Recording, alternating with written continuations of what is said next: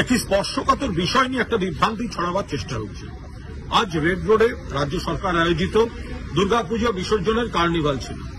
অন্যদিকে উত্তরবঙ্গে ভারী এবং অতি বৃষ্টি, সেখানে বিধ্বস্ত অবস্থা বহু জায়গায়, বেশ কিছু মৃত্যু, ক্ষয়ক্ষতি অনেক।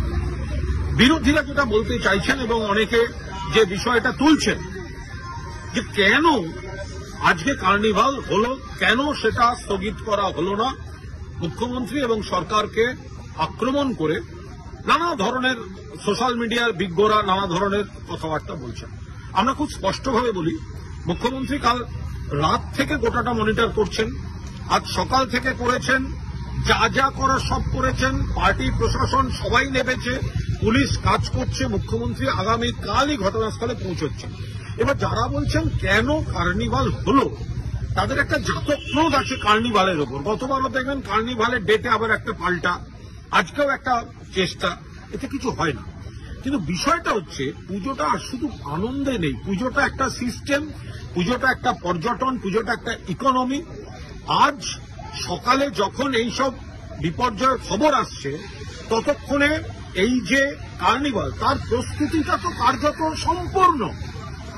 এতগুলি ক্লাব, এতগুলি সংগঠন, এতগুলো থিম, পাড়ায় পাড়ায় সেই অনুযায়ী লরি সাজানো হয়েছে, প্রতিমা উঠে গিয়েছে, দেশ বিদেশের প্রতিনিধিরা এসে গিয়েছেন, থিম শিল্পীরা নেমে পড়েছেন, রিহার্সাল হয়েছে, সারা পৃথিবীর বিভিন্ন দেশে টাইমিং দিয়ে দেওয়া হয়েছে, লাইভ হবে বাংলার দুর্গাপুজো কার্নিভাল। ফলে আচমকা কয়েক ঘন্টার নোটিশে স্থগিত করে দেওয়া এত বড় আয়োজন, সেটা কি সম্ভব?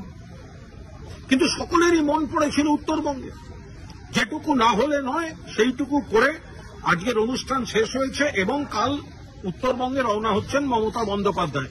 পুলিশ প্রশাসন এবং আমাদের পার্টির সহকর্মীরা প্রত্যেকে নেমেছেন সেখানে। আবার এখানে একটা এত বড় আয়োজন, যেটা পূর্ব নির্ধারিত এবং এতগুলি সংগঠনকে নিয়ে, ফলে সেটা আচমকা স্থগিত করে দেওয়া ইম্পসিবল ব্যাপার ছিল। যদি 3-4 দিন সময় পাওয়া যায় একটা কথা হয়, আপনি সকালবেলা সিদ্ধান্ত নিয়ে দুপুরের অনুষ্ঠান কিভাবে স্থগিত করবেন? ফলে এই ধরনের একটা কুৎসা, এই ধরনের একটা মিথ্যা এরা বিভ্রান্ত করার চেষ্টা করছে। মানুষ বুঝবেন, আমরা মানুষকে অত্যন্ত খুব স্পষ্টভাবে, খোলামেলাভাবে আমরা মানুষের কাছে গোটা বিষয়টা তুলে ধরছি যে মুখ্যমন্ত্রী ওদেরকে শেখাতে হবে না। অভিভাবক হিসেবে মুখ্যমন্ত্রী ঠিক যা যা করার তাই করেছেন, করছেন, মনিটর করছেন, নির্দেশ দিচ্ছেন, খতিয়ে দেখছেন এবং আগামীকাল মুখ্যমন্ত্রী পৌঁছচ্ছেন সেখানে।